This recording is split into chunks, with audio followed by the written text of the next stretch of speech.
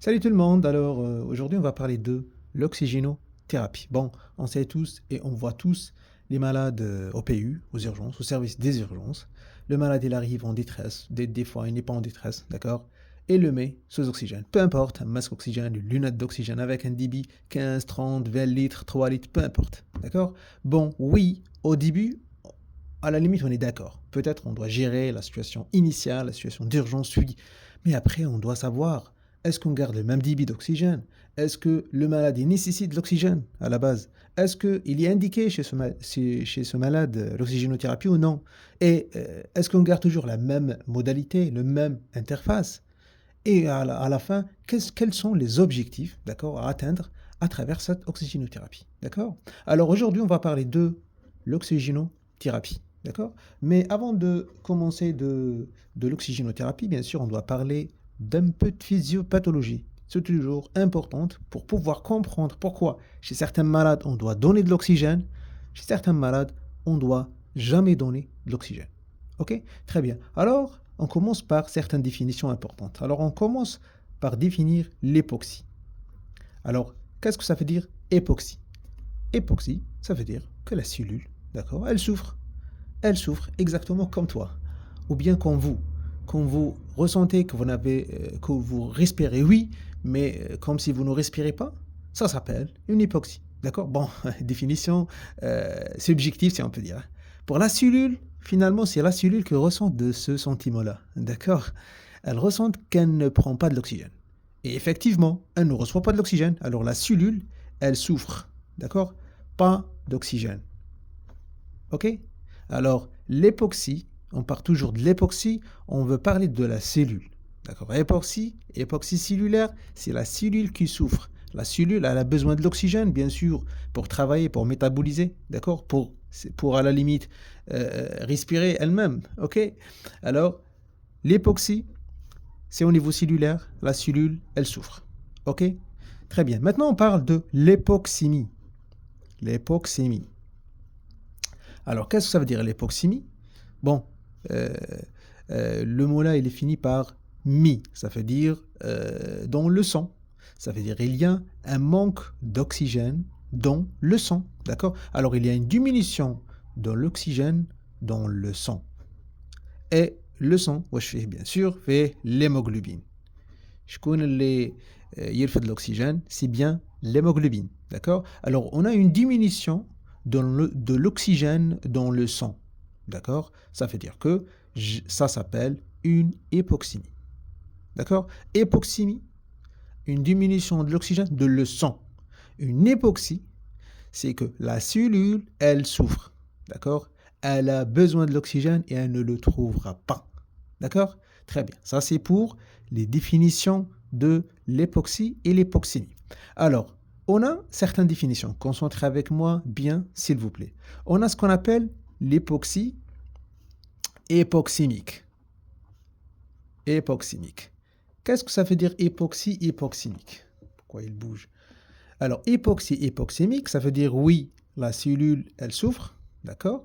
Et hypoxémique, ça veut dire que la cellule, elle souffre. Pourquoi? Parce que l'oxygène dans l'hémoglobine, elle est bas, elle est diminuée. D'accord? Ça s'appelle une hypoxie hypoxémique. Alors, quelles sont les situations où l'oxygène, il est diminué dans l'hémoglobine? Bon, on va parler de ça, mais avant de ça, je dois parler de l'époxie non hypoxémique. Époxy non hypoxémique. Alors, qu'est-ce que ça veut dire hypoxie non hypoxémique? Pour pouvoir comprendre l'époxie hypoxémique. L'époxie, c'est la cellule qui souffre, d'accord? Il n'y a pas d'oxygène. Et non hypoxémique. Qu'est-ce que ça veut dire non hypoxémique? Non hypoxémique, ça veut dire l'oxygène, il se trouve toujours sur l'hémoglobine avec une quantité suffisante et normale. D'accord? Ça veut dire de le sang, j'ai pas un problème d'oxygène. D'accord? Le sang, il est riche en oxygène. Par contre, la cellule, elle souffre toujours. D'accord? Alors, quelles sont les situations où j'ai une hypoxie non hypoxémique? Quelles sont ces situations? Simple. Soit une diminution du débit cardiaque. D'accord?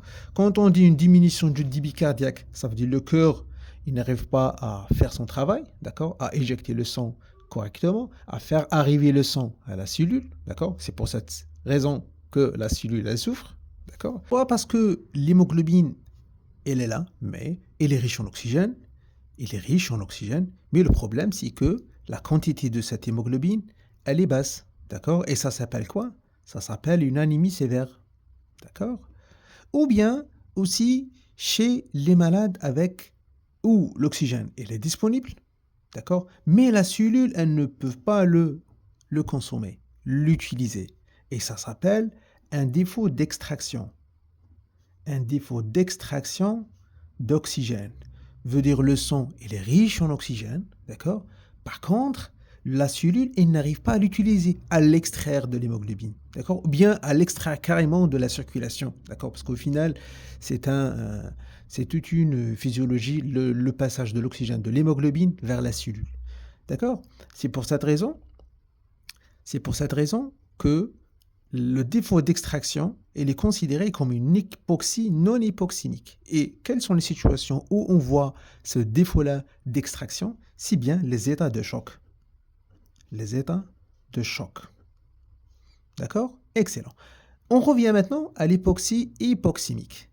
Hypoxie, ça veut dire la cellule a toujours souffre. Et hypoxémique, ça veut dire que même l'hémoglobine, il n'est pas riche en oxygène. D'accord? Ou bien la saturation en oxygène dans l'hémoglobine, elle est basse. Ou bien la pression partielle dans le sang, elle est partielle. On va parler ces deux entités. Alors, quelles sont les situations où je trouve que dans la circulation sanguine, il n'y a pas trop d'oxygène? D'accord? Pourquoi? Parce que c'est un défaut ou bien un problème dans le système respiratoire. Un problème dans la respiration. D'accord? Quels sont ces problèmes qui touchent la respiration et qui nous donnent cette hypoxie? Alors, on a 4 mécanismes. Si vous rappelez les mécanismes d'hypoxie. Alors, on a l'hypoventilation alvéolaire, d'accord? Et on a le trouble de diffusion alvéolo-capillaire, d'accord? Et on a l'effet shunt, d'accord? Et on a le Shunt-Every, d'accord? Et on a l'effet espace-mort, d'accord? Tout ça sont des mécanismes d'hypoxie. Bon, je ne vais pas rentrer dedans dans les détails, sinon on va rester dans ce cours-là qui s'appelle l'oxygénothérapie, pas la détresse, pas les mécanismes d'hypoxie, sinon on va rester longtemps, d'accord? Alors ça veut dire que un problème dans le système respiratoire qui a provoqué un problème ou une malabsorption, ou bien on ne dit pas malabsorption, un mauvais passage de l'oxygène vers du poumon, ou bien vers la circulation sanguine. D'accord? Très bien. Maintenant, on parle de ce qu'on appelle la PaO2. Ce sont des paramètres connus, surtout sur la gazométrie. On a la SaO2, d'accord? Et on a la SpO2, d'accord? C'est très important de faire la part des choses entre ces trois, d'accord? Alors, si on parle de la saturation pulsée en oxygène, ou bien de l'oxygène sur l'hémoglobine, c'est un paramètre mesuré à travers d'un oxymètre du pouls, d'accord, qui se trouve dans les scopes, dans les urgences, d'accord? Et il sert à quoi? Et il sert à mesurer, d'accord, la saturation d'hémoglobine en oxygène, à travers, bien sûr, le doigt, pas un mécanisme bien défini, d'accord? Très bien. Et c'est un paramètre qu'on peut le savoir, bien sûr, sans problème, et bien sûr, sans avoir un geste invasif, d'accord? Par contre, la SaO2 et la PaO2 sont des paramètres qu'on les voit sur la gazométrie. Je veux dire, pour les voir, pour les obtenir, pour les mesurer, il faut à la limite faire une gazométrie. D'accord? Alors, SaO2, c'est quoi? C'est la saturation artérielle en oxygène. C'est toujours, bien sûr, sur l'hémoglobine, mais on ne peut pas le voir à travers l'oxymètre de pouls. Non, on peut le voir à travers une analyse qui s'appelle la gazométrie artérielle. D'accord? Et la PaE2, c'est quoi? C'est la pression partielle de l'oxygène de le sang. Finalement, c'est quoi cette pression partielle de l'oxygène de le sang? Bon, au final, l'oxygène, quand il est dans la circulation sanguine, on a pratiquement 99% sur l'hémoglobine, d'accord? Et on a pratiquement 1%, et d'autres parlent de 2 à 3%, qui est dessous dans le plasma, d'accord? Alors, le 1% qui est dessous dans le plasma, si bien il est mesuré par la pression, ou bien on peut le savoir la quantité de cet oxygène qui se trouve dessous dans le plasma, on peut le savoir à travers ce paramètre-là. La pression veut dire le fait qu'on a une quantité d'oxygène dissoute dans un liquide, d'accord? C'est sûr c'est un gaz à la limite. Elle va générer une pression, d'accord? Alors cette pression s'appelle la pression partielle de l'oxygène, d'accord? La pression partielle de l'oxygène dans le plasma ou bien dans le sang, d'accord? On part toujours de cette partie-là, il y a l'oxygène dessous, d'accord? Est-ce que c'est clair? Je répète, on a 3 paramètres. La saturation pulsée de l'oxygène sur l'hémoglobine, et on peut avoir cette mesure-là par l'oxymètre de pouls qui se trouve dans les scopes. D'accord? Et on a la saturation artérielle en oxygène. La saturation artérielle de l'oxygène sur l'hémoglobine toujours. Mais par contre, cette mesure-là, on peut la voir à travers une analyse qui s'appelle la gazométrie. Ce n'est pas à travers l'oxymètre de pouls. Et on a la pression partielle de l'oxygène, d'accord, dans le plasma, bien sûr. Ça, on peut la voir aussi à travers la gazométrie. D'accord? Très bien. Maintenant, j'ai mon malade, d'accord, qui arrive aux urgences. Oui, j'ai mis à mon malade, ou là, j'ai donné à mon malade 15 litres d'oxygène à travers d'un masque. Alors, après l'examen clinique, l'interrogatoire, certains examens complémentaires, après le tout, après à la limite 15 à 20 minutes initiales de l'examen clinique et tout, et l'interrogatoire, et après à la limite 1 heure à 12 heures après certains examens complémentaires, j'ai quelques diagnostics. D'accord. Alors, à ce moment-là, je ne dois pas garder le malade toujours sous oxygène. Parce que rappelez-vous, si mon malade il a un défaut d'extraction d'oxygène, comme on a dit, s'il a une hypoxie non hypoxémique, il n'y a pas d'intérêt à oxygéner le malade. D'accord? Par contre, si oui, c'est votre malade, il a une hypoxie hypoxémique, oui, peut-être, d'accord, il faut lui donner de l'oxygène. Par contre, pourquoi j'ai dit peut-être? Parce qu'on a dit que l'hypoxie hypoxémique, elle est secondaire à un problème dans le système respiratoire. D'accord? Et on a à la limite 4 mécanismes d'hypoxie. Certains mécanismes d'hypoxie, elle n'est pas corrigeable par l'oxygène. Un exemple, comme un shunt, hein, comme l'époxy par shunt, soit anatomique, soit fonctionnelle, elle n'est pas corrigeable totalement par l'oxygène. D'accord? Et même des fois, l'effet shunt, elle est peu corrigeable par l'oxygène. C'est pour cette raison, je dois à la limite savoir mon mécanisme d'époxy pour pouvoir donner de l'oxygène ou non. Mais le problème, c'est qu'on ne peut pas parler aujourd'hui de ces mécanismes avec détail. Sinon, on va faire tout un cours à part. Ok? Alors, maintenant, on passe au risque de l'hyperoxie. Maintenant, si vous donnez de l'oxygène en excès, d'accord? Si vous donnez 15-30 litres à votre malade qui ne nécessite pas cette quantité, ça s'appelle comment? Ça s'appelle une hyperoxie. D'accord? Et bien sûr, vous allez la trouver sous... bon, on a oublié une chose. Attention, pour dire hypoxie, qu'est-ce que ça veut dire? On n'a pas parlé des paramètres, hein? Les paramètres biologiques. Alors, on a parlé qu'on a une hypoxie, d'accord? C'est la cellule qui souffre. Mais comment je peux savoir que ma cellule, elle souffre? Bon, on a bien sûr la clinique. Votre malade, il est cyanosé, il est polypnique, il est en détresse, d'accord? Sa saturation pulsée, elle est inférieure à 90 par exemple, et on a d'autres définitions qui sont biologiques. D'accord? Alors pour dire une hypoxie, ça veut dire que le paramètre important PaO2, la pression partielle de l'oxygène dans le sang, elle est inférieure à 60 mm de mercure. Si je vois ce paramètre-là, cette mesure-là, inférieure à 60, ça s'appelle une hypoxie. D'accord? Maintenant, ou bien un SaO2, c'est pas la SpO2. La SaO2, c'est la saturation artérielle, veut dire le paramètre venu de la gazométrie. Elle est inférieure à 90%. D'accord? Très bien. Nous, parce que dans certaines structures, on n'a pas de la gazométrie, on compte trop sur la saturation pulsée de l'oxygène sur l'hémoglobine. Attention. Alors, ce qu'on a, nous, on a la SpO2.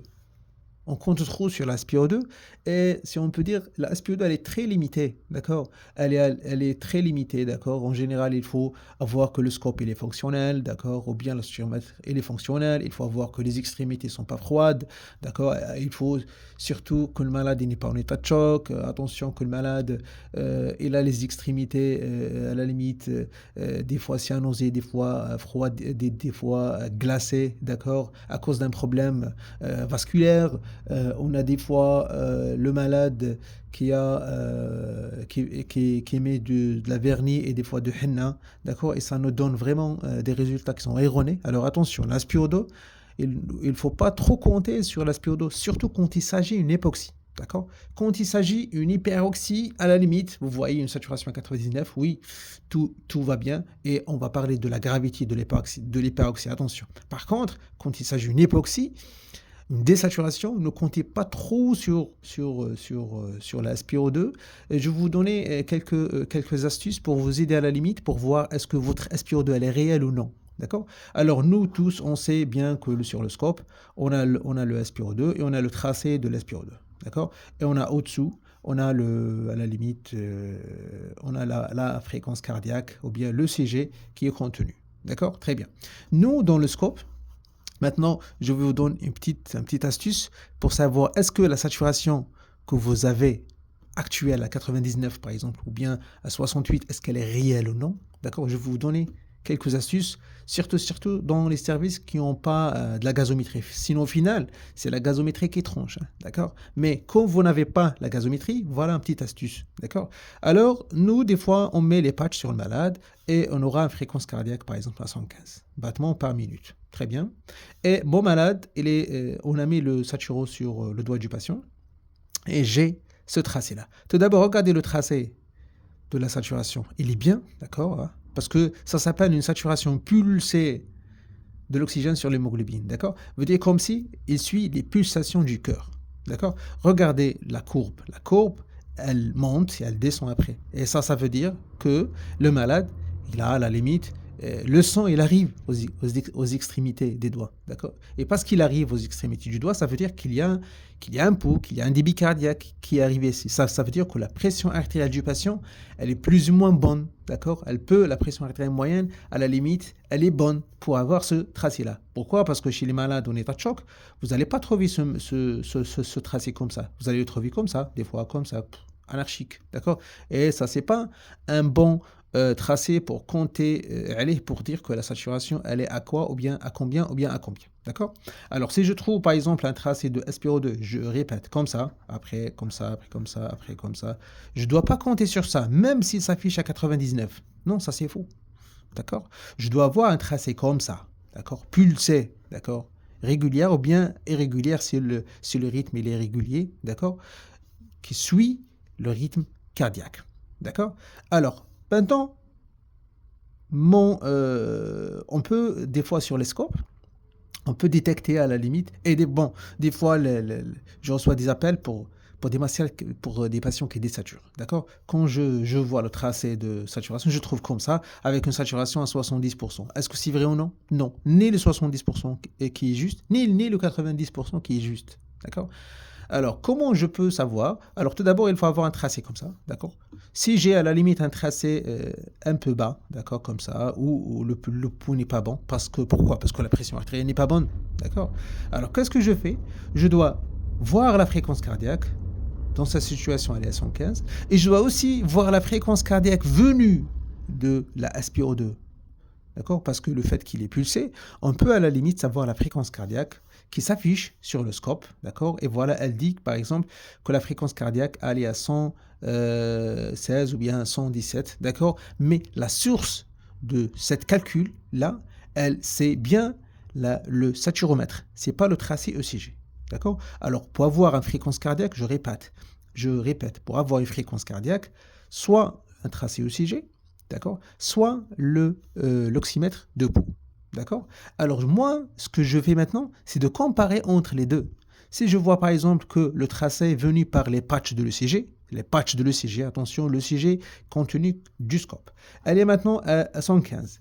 Et la fréquence cardiaque venue de la saturation pulsée, elle est à 113. Ça veut dire qu'ils sont pratiquement la même. Alors, la saturation venue ou bien affichée ici, c'est une saturation réelle. D'accord? Si elle est 98, c'est vrai, c'est une 98. Si elle est 70, c'est une saturation à 70. D'accord? Par contre, si je trouve que la fréquence elle est à 115 et la saturation elle est par exemple à 90 ou bien à 80, ça veut dire qu'il y a un écart très important entre les chiffres. Ça veut dire que la saturation n'est pas réelle. Et comment conformer tout ça? Si en voyant, bien sûr, le tracé de la SpO2. Le tracé n'est pas pulsé, il n'est pas vraiment, il n'a pas de valeur réelle pour poser le diagnostic d'une désaturation ou bien d'une hypoxie. D'accord? Cliniquement, hein, bien sûr. D'accord? Est-ce que c'est clair? J'espère que oui. Maintenant, on arrive à la gravité de l'hypoxie. Oui, votre saturomètre, il parle d'une saturation à 100%, mais attention, est-ce que votre malade, il a besoin d'une saturation à 100%? D'accord? Ou bien est-ce qu'en réalité, votre malade, il a besoin d'avoir une saturation à 98, hein, à 99%? Oui, ce sont des chiffres qui sont beaux, mais en réalité, ils sont dangereux. D'accord? Ils sont très dangereux pour certains malades. Pourquoi? Parce que l'hyperoxie elle a plusieurs conséquences. Hein. Attention. Surtout chez certains malades. Surtout chez certains malades qui ont des pathologies respiratoires chroniques. D'accord? Bon, nous, on sait tous que l'hyperoxie, chez les malades à la limite sains, qui n'ont pas un problème respiratoire, elle peut provoquer des atélectasies. D'accord? C'est pour ça, attention de l'hyperoxie. Ok? Très bien. Aussi, chez certains malades, et ça c'est le plus important, hein, chez certains malades qui ont par exemple un BPCO, un malade qui a une maladie respiratoire chronique, d'accord, une pathologie respiratoire chronique ou bien une insuffisance à la limite respiratoire chronique comme la fibrose pulmonaire, par exemple, ou bien les pneumopathies interstitielles diffuses, d'accord, ou ces patients, ils ont une, comment dirais-je, une désaturation pratiquement tout le temps, ils ont une désaturation chronique. D'accord? Chez ces malades, l'hyperoxie, elle peut les tuer, attention. Votre malade qui a une fibrose pulmonaire qui vit avec une saturation à 90 maximum, si vous lui donnez de l'oxygène en excès, d'accord, ça peut lui, ça peut aggraver la situation de votre malade. Alors attention, d'accord? C'est pour cette raison, l'interrogatoire, elle est importante. D'accord? Votre malade, il est arrivé, oui, en détresse. Oui, très bien, bonjour, bonjour. Vous avez quoi comme problème? Oui, il a pris du tabac pendant des années. Alors, oui, il est diagnostiqué comme BPCO? Oui, peut-être. Et des fois, non, il n'est pas diagnostiqué. Alors, le fait de chercher un petit peu sur l'interrogatoire, un peu d'examen clinique, vous pouvez à la limite, ou à la limite, vous êtes orienté vers une décompensation de BPCO. D'accord? C'est pas grave, donnez-lui de l'oxygène initialement, mais attention après. Attention après, votre objectif n'est pas une bonne saturation à 98, à 99. Pourquoi? Parce qu'au final, l'hyperoxie, ces malades, ils ont déjà une hypercapnie. Ces malades, ils ont déjà une hypercapnie. Ils ont déjà une pression partielle en CO2 importante. D'accord? Bon, quand on dit importante, ça veut dire permissif. D'accord? En général, 55, autour de 55 mm de mercure. D'accord? Alors attention chez ces malades, ils sont cette hypercapnie permissif. Si vous lui donnez, si vous donnez l'oxygène à ces malades, vous allez aggraver la CO2, la capnée, et ça va bien sûr entraîner un trouble de la conscience ou toutes les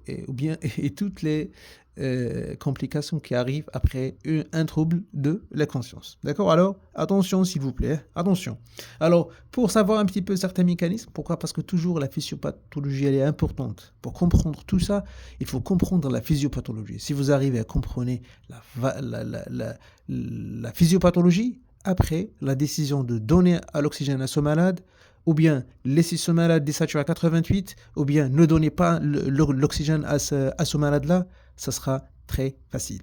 D'accord? Alors, l'hyperoxie, chez un malade qui a déjà un problème respiratoire chronique, ça provoque ce qu'on appelle une augmentation de la pression partielle de CO2. D'accord? La PaCO2.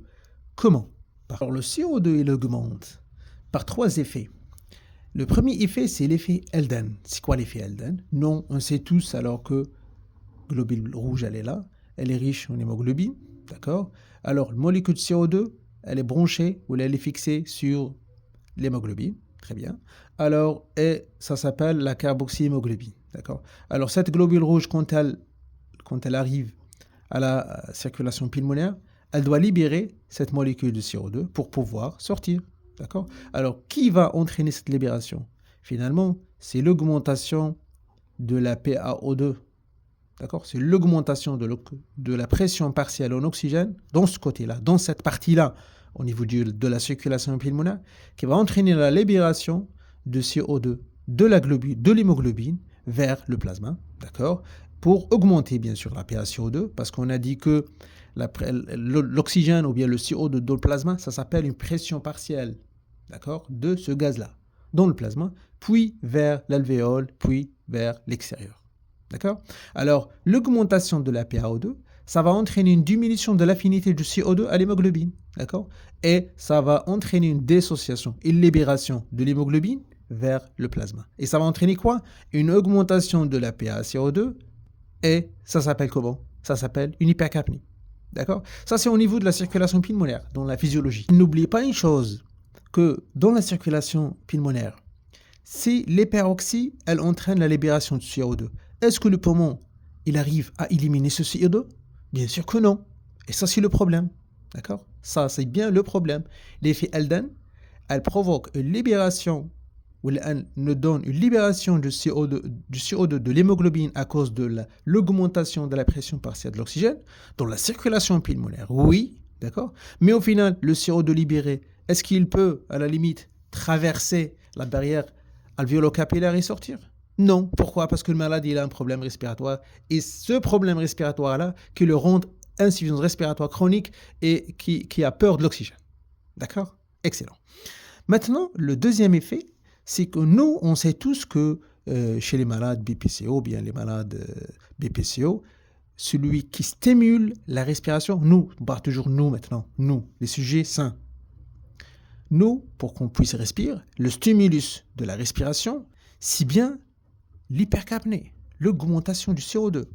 C'est l'augmentation du CO2 qui nous pousse à respirer. Ça, c'est dans la situation normale. D'accord? Maintenant, si vous, à la limite, gardez votre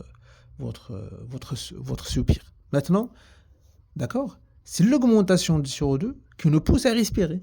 D'accord? N'oublie pas que chez les malades BPCO et les malades qui ont un problème respiratoire, ce stimulus-là, il est absent. Pourquoi? Parce qu'ils ont déjà une hypercapnie permissive. D'accord? Ils ont de la CO2 en excès. Et par un mécanisme, il faut plusieurs minutes pour l'expliquer. Alors, on doit le laisser après. D'accord? Après, pas aujourd'hui, hein, après.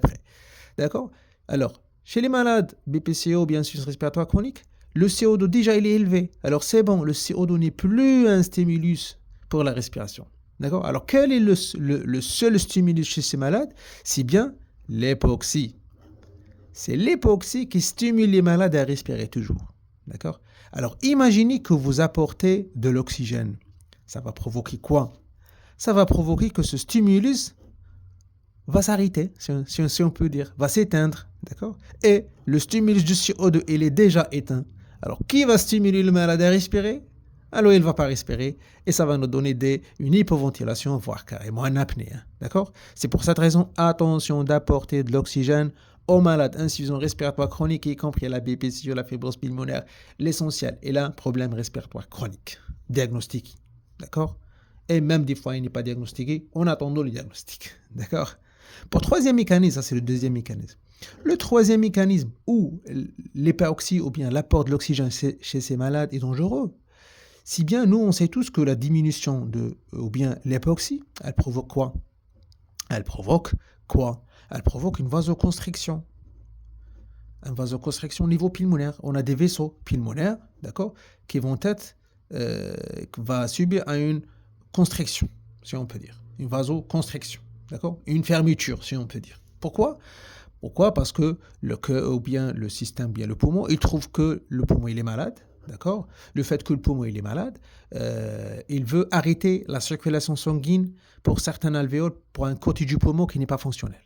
D'accord? L'objectif c'est quoi? Pourquoi il irrigue ou bien il perfuse un côté qui n'est pas fonctionnel? Il ne doit jamais le perfuser. D'accord? Et ça est manifesté par quoi? Par une vasoconstriction. D'accord?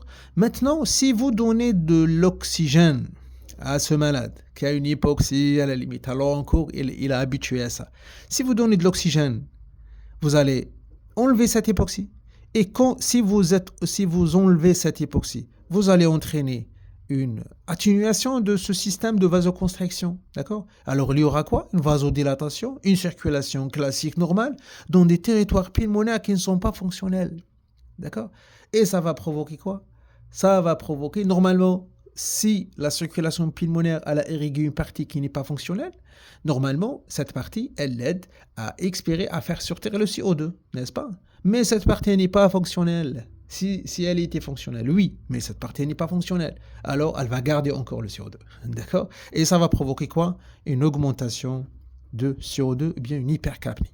D'accord? Alors, attention d'apporter de l'oxygène chez les malades qui ont un problème respiratoire chronique. Ça peut lui aggraver la situation et peut entraîner un trouble de la conscience et toutes les conséquences qu'on les sait après. D'accord? Alors, on a parlé de l'hyperoxie, qu'elle est dangereuse. L'hyperoxie, elle est dangereuse. D'accord? Et parce qu'elle est dangereuse, attention de donner de l'oxygène. Soit un malade qui est sain, qui n'a pas besoin de l'oxygène, soit un malade qui a un problème avec l'oxygène. Hein, attention. Je veux dire les malades qui ont une insuffisance respiratoire chronique. D'accord? Maintenant, cette hyperoxie, elle a quand même des indications. Hein, d'accord? C'est pas toujours elle est contre-indiquée. Elle a 2 indications, voire 3. Alors, la première indication, une intoxication au CO. Au CO. C'est le mot divers, c'est un grand problème. D'accord? Alors, si vous recevez dans les urgences un malade qui est victime d'une intoxication au CO, ou même juste une probabilité, mettez-le sous oxygène. Donnez-lui de l'oxygène. 30 litres, donnez-lui 30 litres d'oxygène. D'accord? Mettez-le en hyperoxie, mettez-le en hyperoxie. Mais ne désature pas, donnez-lui de l'oxygène. D'accord? Alors, c'est une indication. Pourquoi? Parce que l'affinité de l'oxygène, d'accord, le CO, l'affinité du CO à l'hémoglobine, elle est importante. D'accord? C'est pour cette raison il faut le forcer avec l'oxygène. Il faut le dégager, forcer avec de l'oxygène. D'accord? Alors, vous pouvez donner de l'oxygène par excès chez un malade qui ne désature pas avec une probabilité d'intoxication au CO. D'accord?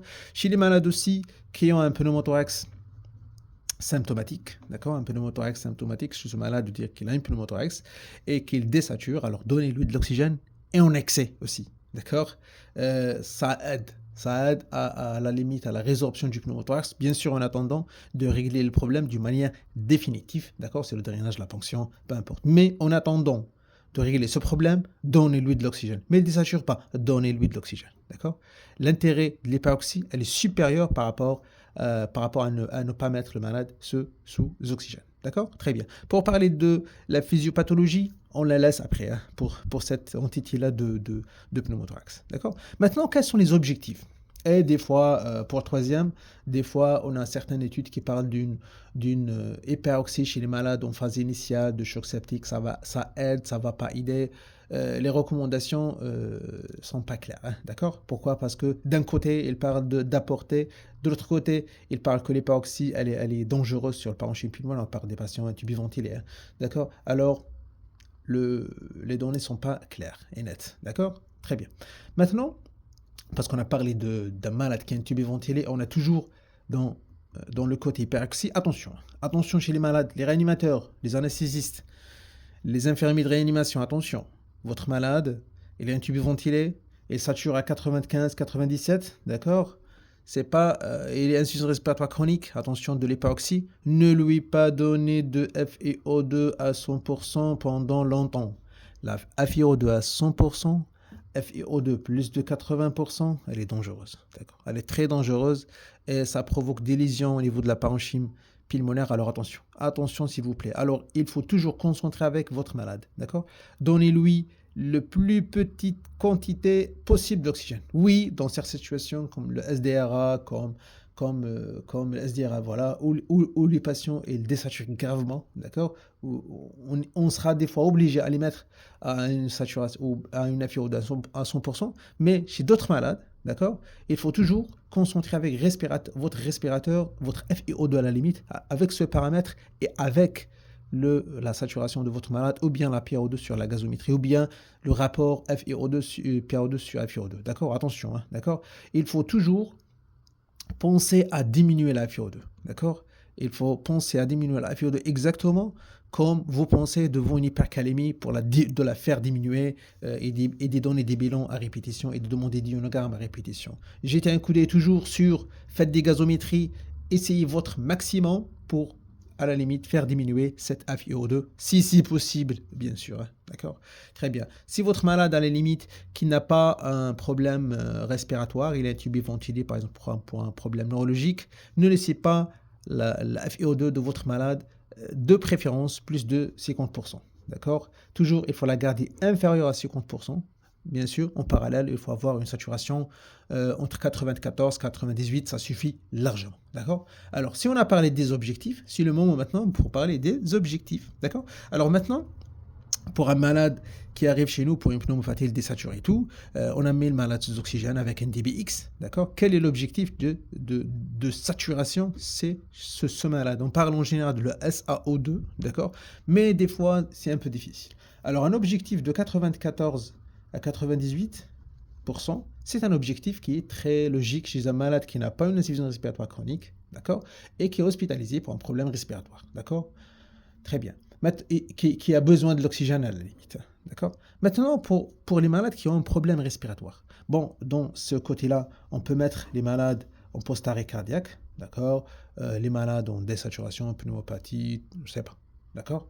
L'objectif 94-98, elle est très logique. D'accord?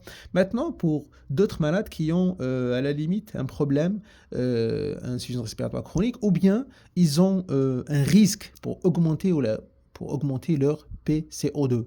Quelle est la meilleure saturation en oxygène? Bon, c'est en général, c'est entre 88 jusqu'à la limite à 92. D'accord? 88 à 92, c'est un objectif, d'accord, de saturation chez les malades avec un risque d'hypercapnie ou bien qui ont un problème respiratoire chronique. D'accord? Et bien sûr, on parle de 100%. D'accord? Et plus, bon, 100% sur la SpO2. Mais on peut avoir une PaO2 élevée à 300. D'accord? Chez les malades victimes d'intoxication CO ou bien pneumothorax. D'accord? Est-ce que c'est clair? Alors, chez les malades avec... Et attention, votre malade, il est arrivé avec un AVC ischémique ou bien avec un infarctus du myocarde. Est-ce que je dois lui mettre ces oxygènes ou non? Sachant que l'AVC et l'infarctus du myocarde sont des pathologies où l'artère est obstruée. D'accord? Veut dire la cellule, elle souffre parce qu'il y a une obstruction. Si je donne de l'oxygène, peut-être il y a une chance pour les irriguer d'une manière ou d'autre. Finalement, non. Vous ne pouvez pas. Non. Ne mettez pas ces malades sous oxygène, s'il vous plaît.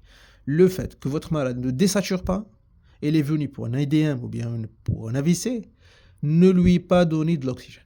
D'accord? Ça va juste aggraver la situation. On a des études qui parlent d'une augmentation de l'hyperoxie. On a dit que l'hyperoxie, elle nous donne une atélectasie. De l'autre partie, elle nous donne une vasoconstriction systémique. Et ça va à la limite, aggraver la situation.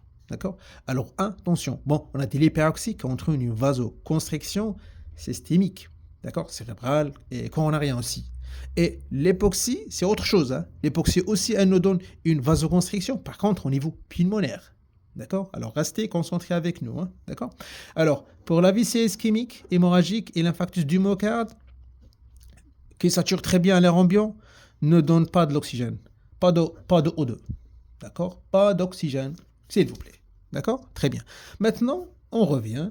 Les malades qui ont un problème respiratoire chronique, un objectif de 88 à 92, ça sera très logique. Comme objectif, veut dire si 3 litres d'oxygène suffit à avoir cette saturation, laissez-les sous saturation, sous ce débit-là. D'accord? Chez les malades qui ont un problème respiratoire, ou bien ils sont intubés, ventilés pour un problème respiratoire, d'accord? Un objectif, ou bien un arrêt cardiaque, ou bien d'autres pathologies, surtout chez les malades intubés, ventilés, un objectif à 94 à 98 paraît très, très logique. D'accord? Très bien. Alors, on arrive maintenant aux interfaces. Quand on dit interface, ça veut dire quel est le dispositif utilisé pour délivrer cet oxygène. D'accord? Alors, on commence en général par les lunettes d'oxygène. Elles sont connues, hein, les lunettes. Les lunettes d'oxygène, alors, c'est un dispositif, d'accord, pour délivrer l'oxygène, à condition que le débit pour délivrer l'oxygène à travers ce moyen-là, c'est en général un débit qui doit être inférieur à 5 litres. D'accord? Si vous utilisez un débit d'oxygène inférieur à 5 litres, oui, vous avez le droit d'utiliser les lunettes d'oxygène. Attention, si vous utilisez des lunettes pour un débit plus élevé, ça a un risque, hein, c'est un risque de provoquer des problèmes. D'accord? Attention. Alors, pour un débit inférieur à 5 litres d'oxygène, Il faut utiliser une lunette d'oxygène. Bon, elle a plusieurs avantages. La liberté de la voix orale, d'accord, la voix et la région oropharyngée, d'accord. Le malade, il peut parler, il peut manger et tout, d'accord. Et en même temps, il reçoit de l'oxygénothérapie. Mais comme inconvénient, c'est le débit d'oxygène qui est bas et des fois qui n'est pas suffisant pour avoir une saturation cible, hein, objectif comme on l'a dit avant. D'accord? Très bien. Alors, en général, nous, on sait tous que la lunette d'oxygène qui délivre un débit inférieur à 5 litres à travers d'un barboteur. D'accord? C'est quoi le barboteur finalement? Le barboteur, c'est le flacon à la limite qui contient de l'eau, d'accord. L'intérêt de ce lot-là qui se trouve là-bas, quand on dit eau, ça veut dire un eau stérile. C'est une eau stérile, attention, d'accord. C'est pas de l'eau de robinet ou bien sirop de salé. Attention, remplissez toujours le barboteur, d'accord, avec comment dirais-je, avec de l'eau stérile, d'accord. Pas de l'eau potable, pas de l'eau de robinet, pas l'eau d'Ifri, d'accord, pas l'eau d'eau de Saïda, pas du sérum salé, pas du glucose, l'eau stérile pour éviter bien sûr la formation des précipitations, d'accord.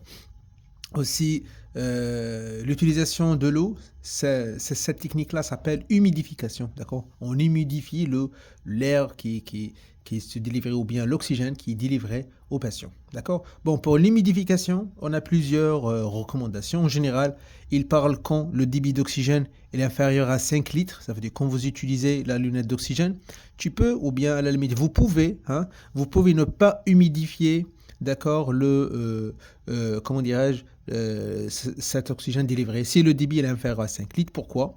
Parce que la sphère ORL, elle assure ce qu'on appelle le réchauffement et elle assure l'humidification. En plus de ça, le débit, il est très bas. D'accord? Par contre, vous pouvez utiliser l'humidification quand votre malade est symptomatique. Quand on est symptomatique, veut dire il a ce 5 litres d'oxygène ou bien moins. Sans humidification, elle provoque une sécheresse nasale ou bien une sécheresse de la muqueuse oropharyngée, nasopharyngée, d'accord. Et ça provoque ce qu'on appelle un peu d'inconfort pour le patient et il demande une humidification. Si le patient présente une symptomatologie d'inconfort, vous pouvez mettre de l'eau stérile. Sinon, si le débit d'oxygène est inférieur à 5 litres par minute, d'accord, vous pouvez à la limite de ne pas humidifier ou bien mettre de l'eau stérile dans le barboteur. D'accord? Très bien. Maintenant, pour les débits plus de 5 litres, d'accord, ça s'appelle une oxygénation à haut débit. Attention, d'accord. Une fois le débit dépasse le 5 litres par minute, la dénomination de cette oxygénothérapie, elle devient oxygénation à haut débit. D'accord? Oxygénation à haut débit. D'accord? C'est pas oxygénation à domicile. L'oxygénation à haut débit. D'accord?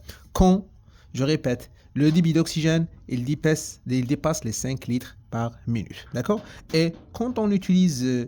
on a oublié une petite chose, que la lunette d'oxygène, elle apporte, d'accord, ou elle délivre une quantité d'oxygène avec moins de 5 litres par minute, avec une FiO2 de 35 à peu près plutôt moins de 40%, d'accord. La lunette d'oxygène pour les gens qui à la limite font la gazométrie, les malades avec un débit d'oxygène sous lunette d'oxygène inférieur à 5 litres, d'accord, la FiO2 en général, elle est inférieure à 40%. Bon, il y a une formule à travers laquelle on peut calculer la FiO2 pour l'utiliser dans les paramètres, pour donner comme paramètre à l'appareil de gazométrie, pour nous donner des chiffres ou bien des résultats réels, d'accord. Alors, FiO2 inférieur à 40%, il paraît un petit peu bas, d'accord? Surtout pour certains malades qui ont besoin de plus. Alors, des fois, on est obligé à changer la dispositif ou bien le dispositif pour utiliser un masque facial. Alors, le masque facial, on l'utilise en général pour un débit d'oxygène de 6 à 10 litres par minute, d'accord? On utilise un masque d'oxygène, bien sûr, qui délivre une FiO2 à la limite 35 à 55%, d'accord. Ça dépend bien sûr, le masque d'oxygène, est-ce qu'il est bien étanche, d'accord. Est-ce qu'il est adapté à la taille du patient. Est-ce que le masque, il comporte des orifices, d'accord. Oui, il existe des orifices expiratoires pour aider à éliminer le CO2. Mais en gros, si vous utilisez par exemple un masque d'oxygène avec un débit inférieur à 5 litres par minute, il y aura un risque de réinhalation de CO2. D'accord, attention. C'est pour cette raison le débit il est entre 6 à 10 litres. D'accord, mais elle reste toujours si vous utilisez des débits moins, il y aura un risque de réinhalation de CO2. Le patient, quand il expire, il n'y a pas aussi de quantité de O2 qui va éliminer ou là qui va occuper la place de CO2 pour l'idée à sortir. C'est pour cette raison le malade il va réinhaler son CO2 et ça va entraîner une augmentation de CO2. Alors, pour utiliser un masque oxygène, il faut toujours le débit d'oxygène dépasse le 5 litres. Il touche le 6 jusqu'au 10 litres par minute. Si vous utilisez moins, je répète, il y a un risque de réinhalation de CO2.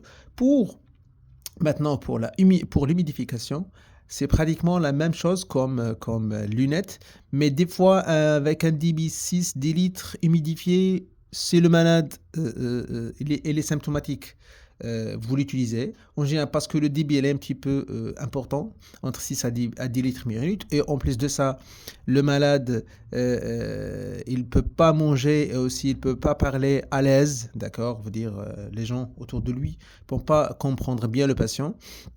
Aussi, il ne peut pas manger, il ne peut pas boire parce que le masque, il va privatiser la voie orale, d'accord. Des fois, ce débit à 10 litres minute va entraîner une sécheresse ou une sécheresse de la sphère orale. Alors, l'humidification, elle est indiquée, d'accord. Très bien.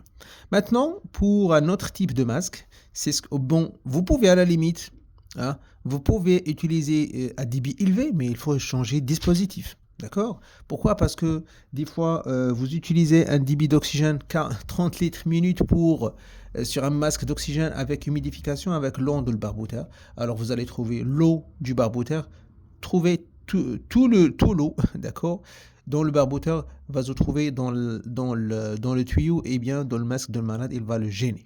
D'accord. Alors, attention, si vous pensez à changer le débit d'oxygène ou bien augmenter le débit d'oxygène, essayez à la limite de changer le dispositif ou bien l'interface, d'accord, pour avoir une meilleure FiO2, bien sûr, et une meilleure efficacité. D'accord. Alors, on a d'autres types. On a ce qu'on appelle masque de Venturi, d'accord. Masque de Venturi. Voilà, c'est un masque à la limite hein, qu'on l'utilise pas fréquemment, sincèrement. Hein, d'accord, j'ai pas le trouvé.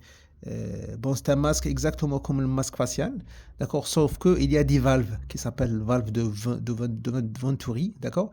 Chaque valve a un débit d'oxygène. Veut dire, si vous mettez par exemple dans le barbotteur des litres minute, par exemple, la valve utilisée selon des couleurs, elle délivre un débit X fixe d'oxygène. Veut dire, si vous augmentez ou diminuez le débit d'oxygène dans le barbotteur, bon, il n'y aura pas un changement de débit, d'accord, à la limite, dans le masque de Venturi, d'accord. Pourquoi? Parce qu'il a toujours comment dirais-je, une orifice réglable, veut dire, le débit il est réglé selon le type ou bien la couleur de la valve. Si vous voulez avoir un débit élevé, vous utilisez la couleur X. Si vous utilisez un débit bas, vous utilisez une couleur X. D'accord? Une couleur X. D'accord?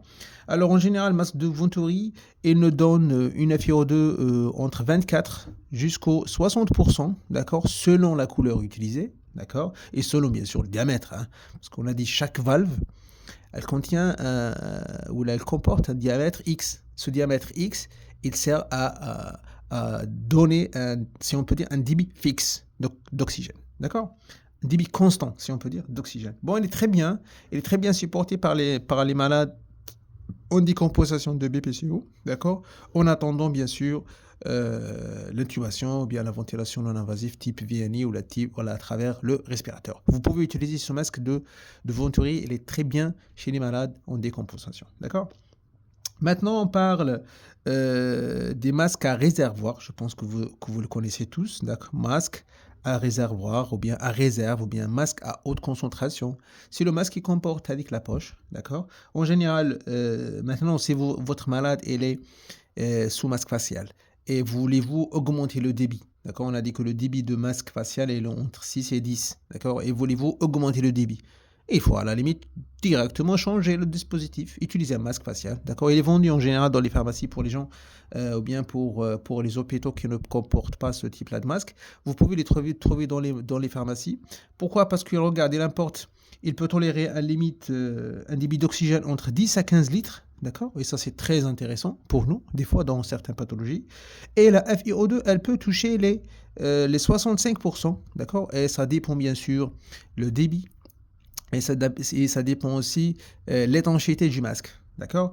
Il n'y a pas risque de réinhalation. D'accord. Même pour le masque de Venturi, il n'a pas parlé. Il n'y a pas de risque d'inhalation. D'accord. Parce qu'il y a un changement rapide de l'air qui se trouve dans la chambre du masque, à l'intérieur du masque. D'accord.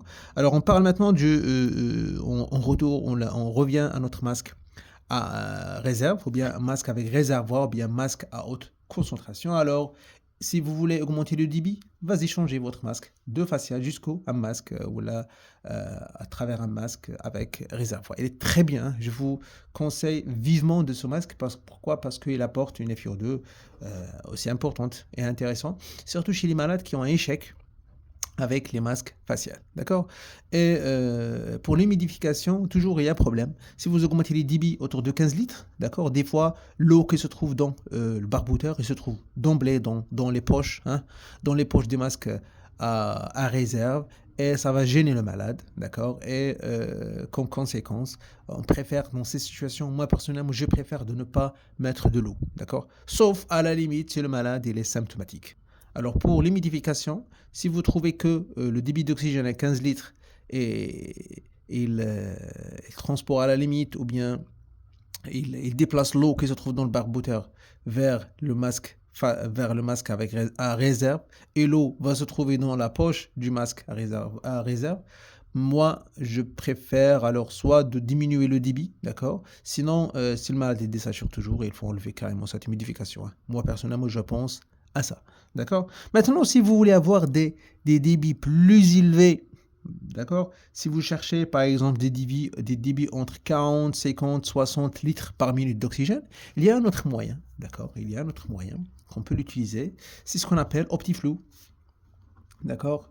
OptiFlow, c'est un moyen pour une oxygénation à haut débit, à des débits très élevés, d'accord, qui comporte un humidificateur, d'accord, et plus l'humidificateur, parce que le débit est très important, le risque de sécheresse est très important dans la sphère orale et surtout nasale. Alors l'humidification plus le réchauffement, il est très important, d'accord. Alors cette machine qui s'appelle OptiFlow, elle emporte une partie qui assure l'humidification et le réchauffement avec des réglages pré-remplis, ainsi que peut délivrer un débit jusqu'à 70 litres minute, d'accord, avec des lunettes en silicone. C'est pas les mêmes lunettes, d'accord, ce sont des lunettes un peu spécifiques avec un diamètre un peu large qui occupe pratiquement une partie importante des narines, d'accord. Et ça délivre l'air un peu chaud, d'accord, et un peu humidifié, et qui ont un résultat significativement important, d'accord. Des fois, la FiO2, selon les réglages, elle peut toucher le 100%, d'accord. L'air délivré par ces machines, elle peut toucher le 100%, d'accord. Et comme vous avez une FiO2 de 100% pour un malade en détresse, et on a une époxy, ça va régler le problème. D'accord. C'est sur nous qu'on ne cherche pas à 100% pendant plusieurs heures qu'on a parlé, mais au moins pour un départ, pour un malade qui a vraiment besoin de l'oxygène. D'accord. Alors ça, ce type-là des machines qui s'appellent, ou bien d'oxygénation, s'appelle l'OptiFlow, ou bien oxygénation à haut débit, avec un air réchauffé et humidifié. D'accord. Voilà un petit peu ce qu'on a parlé concernant l'oxygénothérapie. On a fait un peu de tour sur les différents dispositifs. Bon, parmi les problèmes qu'on constate chaque fois dans les urgences, ou bien dans le service de réanimation, dans le service de médecine chirurgie, c'est que le malade, il est mis sous, par exemple, 15 litres minute avec une lunette d'oxygène. C'est vraiment gênant. D'accord. C'est vraiment gênant. OK. Alors, si vous voulez régler le problème, changer le dispositif selon le débit d'oxygène délivré, d'accord. Si vous avez les moyens. Si vous n'avez pas le moyen, bien sûr, vous serez obligé à utiliser les moyens de bord, d'accord. Mais rappelez-vous toujours qu'avoir une lunette d'oxygène, c'est pas quelque chose de difficile. Avoir un masque d'oxygène, c'est pas aussi un problème. Aussi, un masque à réservoir, et ça, c'est le meilleur, d'accord. n'est pas aussi difficile. Alors, ce que je vous conseille, c'est de faire un effort toujours, d'accord? Il faut faire un effort pour arriver à votre objectif, d'accord? Voilà, alors si vous avez des questions, n'hésitez jamais à les envoyer sur notre page. Et merci.